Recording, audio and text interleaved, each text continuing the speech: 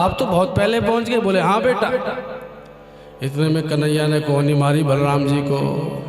लाओ भैया, अभी तो एक प्रहर बाकी है, मेरी इच्छा कर रही है कि मथुरा में कुछ देख के आए, कैसो बाजार लगो करे, कैसे कैसे यहाँ के लोग हैं, पहली बार आया हूँ अपने मामा जी के यहाँ। बलराम जी बोले तेरी इच्छा है लाला? बोले हाँ। रामायण और भागवत की कथाएं बहुत साम्य हैं। राम जी मिथिला में गए तो ठाकुर जी मथुरा में आए, वहां भी धनुष था, यहां भी धनुष है। और जब गुरु विश्वामित्र के साथ पहुंचे थे तो लक्ष्मण जी ने कहा था कि भैया मैं नगर देखना चाहता हूं। तो राम जी ने तब सिफारिश करी, तब जाके नगर देखने गए। राम जी सिफारिश करते हैं, नाथ लखनपुर देखन चाहिए, नाथ गुरु देखन चाहिए, प्रभु संकोच डर प्रगट न करहि, प्रभु संकोच डर जो राउर आयस में पाओ, जो राउर आयुष में पायो, नगर दिखाई तुरंत ले आओ, नगर दिखाई तुरंत ले आओ। लक्ष्मणपुर देखना चाहता है गुरुजी, आपकी आज्ञा होए तो मैं कुछ क्षण लक्ष्मण को ले जाऊं और तुरंत शीघ्र ही लौट के आ जाऊंगा। पर राम जी खुद भी देखना चाह रहे थे, मन में तो अपनी भी थी कि अपनी धर्मपत्नी के घर में आए तो देखे तो से ससुराल कैसी है। आज ठाकुर जी भी आए हैं, प्रभु भी चाहते हैं मथुरा को देखना, भाई मामा को घर है। अरे माँ से हमारा कितना प्रेम होता है, पर जिसमें दो माँ हो, माँ और माँ, माँ माँ, तो वो कितना प्यारा नगर होगा। प्रभु भी देखना चाह रहे यहाँ। और बलराम भैया से कहा, तो बलराम भैया ने कहा जब कन्हैया देखना चाहता तो मुझे अपने भैया की इच्छा पूरी करनी चाहिए। कौन सी बड़ी चीज मांग रहा है, लाठी बंदूक तो मांग नहीं रहा है, घूमना ही तो चाह रहा है, चलो मैं दिखाऊं। बाबा से बलराम भैया बोले बाबा हम अभी नगर देख के आते हैं, कन्हैया की बहुत इच्छा है।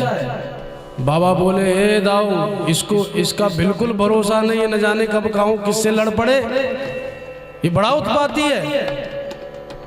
तो बलराम भैया बोले बाबा मैं साथ में जा रहा हूं, मैं बिल्कुल ध्यान रखूंगा। ए दाऊ तुझ पे तो मुझको पक्को विश्वास है, पर इस पर आज तक विश्वास नहीं हुआ। तेरे संरक्षण में जा रहा है तो ले जा। तब बलराम भैया और श्री कृष्ण दोनों नगर देखने के लिए मथुरा में भ्रमण करने लगे। मधुमंगल मनसुखा श्रीदामा जितने भी भगवान के गोप सखा हैं सब चले आए। कन्हैया तो भी आ गए भैया, चलो हम भी चले।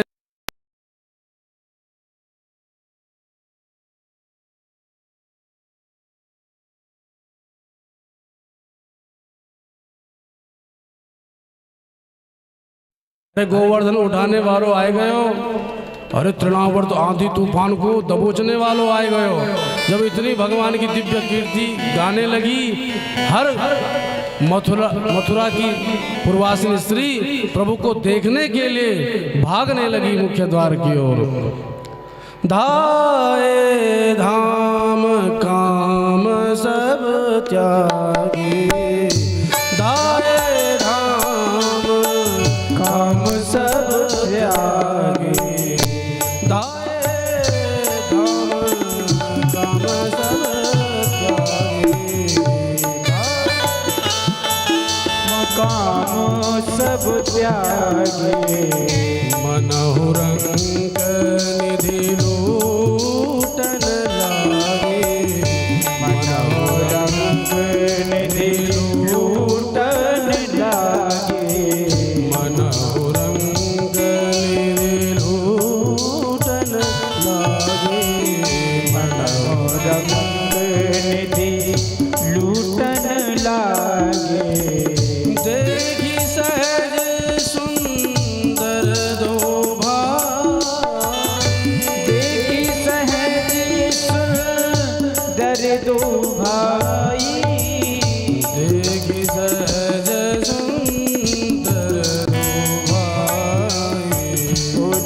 सहज सुंदर दो भाई। दोनों भैयाओं को देखने के लिए दौड़ी चली आई और मुख्य द्वार से जैसे श्री कृष्ण बलराम को देखा सब एक टक नजरों से देखने लगी। एक स्त्री झरोके से खिड़की खोल करके देखने लगी, अरे अरे बहन देख देख देख जल्दी आ। दूसरी भी चली आई और कन्हैया को देखने लगी, अरे देख देख वो आगे कारो कारो जा रहा है ना, बस यही है पूतना को मारने वालों।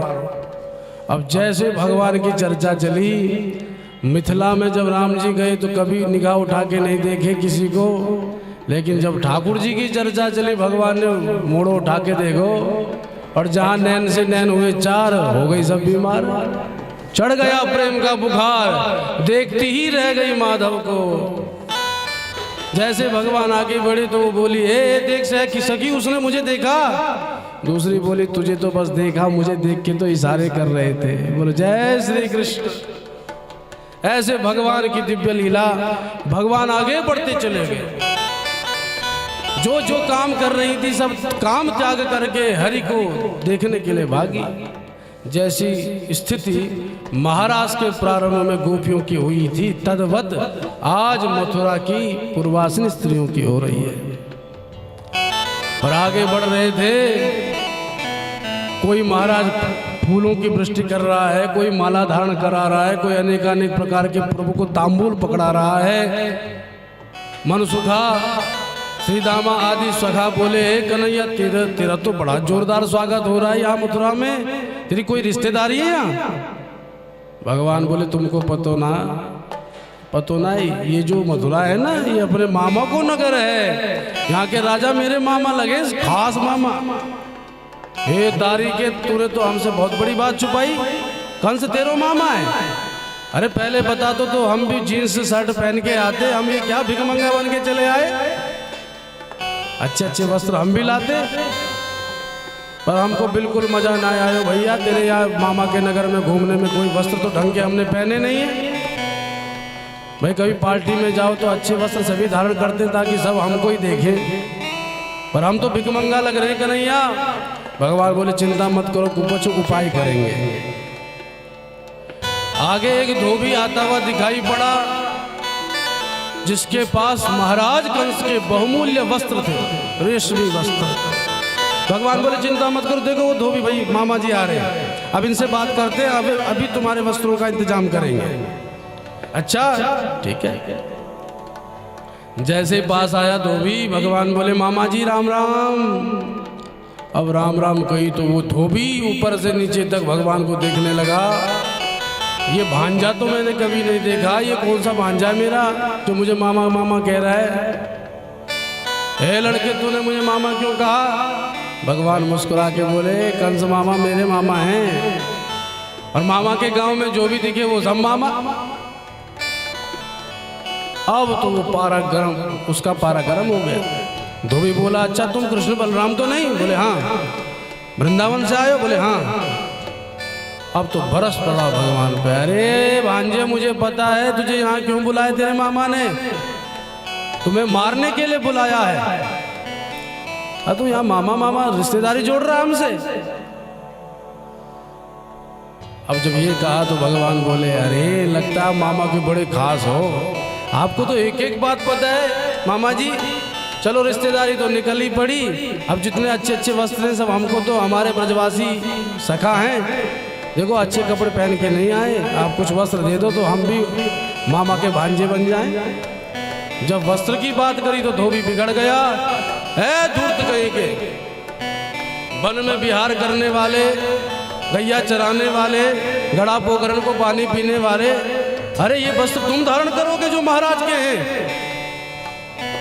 जहां ये कहा वन गोचर, भगवान ने तत्क्षण अपना हाथ घुमाया और घुमा के जमा के एक कनपट्टी पे तमाचा मामा के जड़ दिया तो रजकस्य कराग्रेणा सिरा कायात पादयत, एक क्षण में रजक का सिर कट करके दूर जाके गिरा। धोबी मारा गया। धोबी के साथ जितने भी अन्य गण थे सब भाग पड़े, अरे ये तो बड़ा पहलवान है। मर गया तो तब वस्त्र छांट लिए सब ब्रजवासियों ने। भगवान बोले, देखो कितने कीमती वस्त्र हैं, सब छांट लो। सब ने वस्त्र धारण करे, पर लंबे चौड़े महाराज कंस और इतने छोटे बच्चे अब वस्त्र भी पहने होंगे तो कैसे लग रहे होंगे, आप कल्पना करो। ऐसे लग रहे थे जैसे हैंगर से टांग दिए हों। सारे बच्चे जब जाने लगे तो सारी मथुरा की गलियां साफ होने लगी। भगवान बोले, हे ब्रजवासियों आनंद आयो? बोले, हे कन्हैया इन वस्त्रों में तो हम पहले से ज्यादा बुरे भिखमंगे लग रहे हैं। भगवान बोले, चिंता मत करो, आगे कुछ इंतजाम करेंगे। एक दर्जी मिल गया, दर्जी से बोले, मामा जी हमारे ब्रजवासियों के कपड़े फिटिंग कर देंगे तो आनंद आ जाएगा। दर्जी घबरा गया, अभी देखा कि धोबी ने बात नहीं मानी तो सर धड़ से अलग, तो इस बालक के तो हाथ में तलवार फिट है। इसलिए दर्जी बोले, अभी करते महाराज, आपकी दुकान है। जब ये सुना भगवान बड़े गदगद हो गए। दर्जी ने एक एक ब्रजवासी पर फिटिंग करके वो सारे रेशमी वस्त्र धारण करा दिए। सब महाराज राजकुमार जैसे लगने लगे। भगवान ने दर्जी को बहुत आशीर्वाद दिया। आज देख ही रहे दर्जी का कितना बड़ा व्यापार चल रहा है।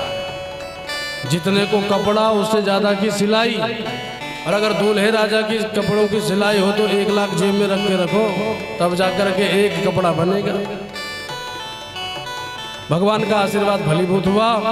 आगे पहुंचे, भगवान बोले, ब्रजवासियों आ गए हो आनंद? बोले, नेक कसर है कि नहीं है? कहाँ कसर रह गई?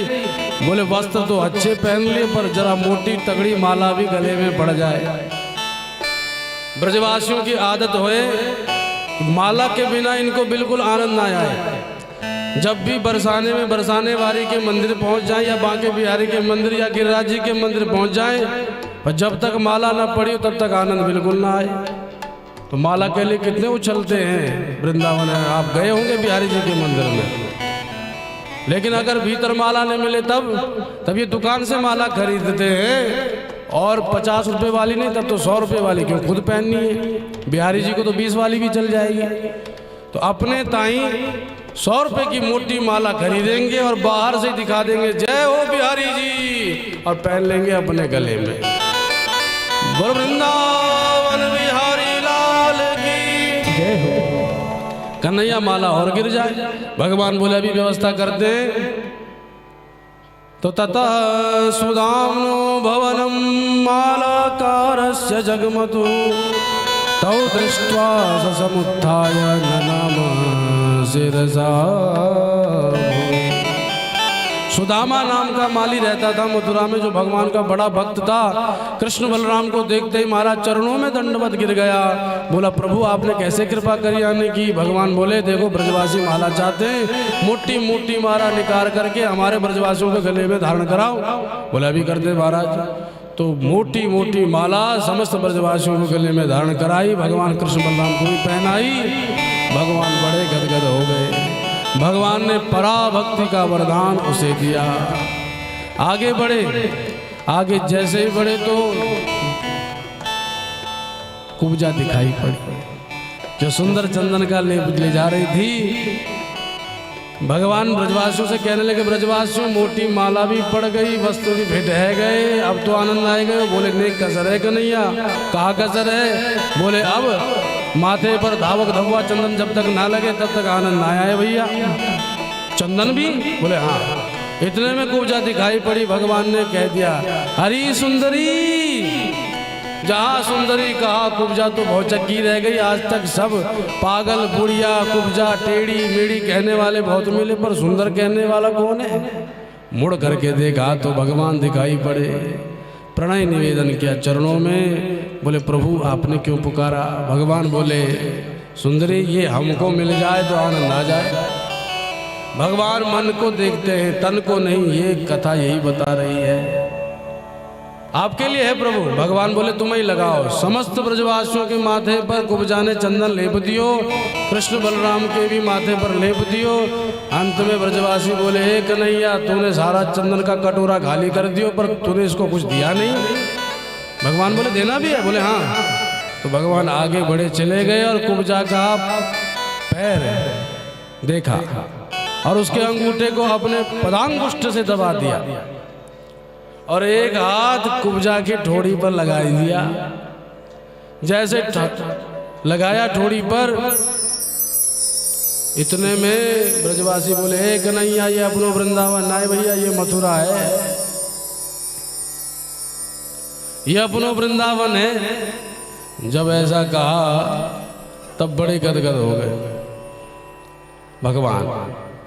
बोले ब्रजवासियों हमको पूरी पक्की बात पता है कि ये मथुरा है, वृंदावन नहीं। इतने में मधुमंगल बोलो, हे कन्हैया कछु कह पर तेरी जोड़ी बन गई, तू भी टेढ़ो ये भी टेढ़ी, तू भी त्रिवक्र और ये भी त्रिवक्रा। अब तो भैया तेरी जोड़ी बन गई। जब बात चल रही थी, कन्हैया जैसे ठोड़ी पर हाथ लगाने लगे, सहलाने लगे गाल को दूसरे हाथ से, इतने में बलराम भैया ने मुंह घुमा दिया। ये कन्हैया न जाने कहा करे वो अब। पर तब तक तो सभी हंस ही रहे थे कि भगवान ने एक जोर का झटका मारा तो बभूव प्रबदोत्तमा, वो कुब्जा जो थी वो सुंदर स्वरूपवती स्त्री के रूप में परिणित हो गई। सारे जन्मजात कुबड़े गायब हो गए। बोल भक्त वत्सल भगवान की। जैसे कुबड़े गायब हुए, अपना आंचल पकड़ करके अपनी दंतावली से दबा करके उस दिव्य स्त्री ने भगवान के चरणों में प्रणाम करके प्रणय निवेदन किया, प्रभु हमारे घर चलिए। भगवान बोले, देवी हमसे इतना प्यार है, हम अवश्य आएंगे, पर अभी मामा जी से मिलना है। भगवान आगे बढ़े। इतने में धनुष यज्ञ दिखाई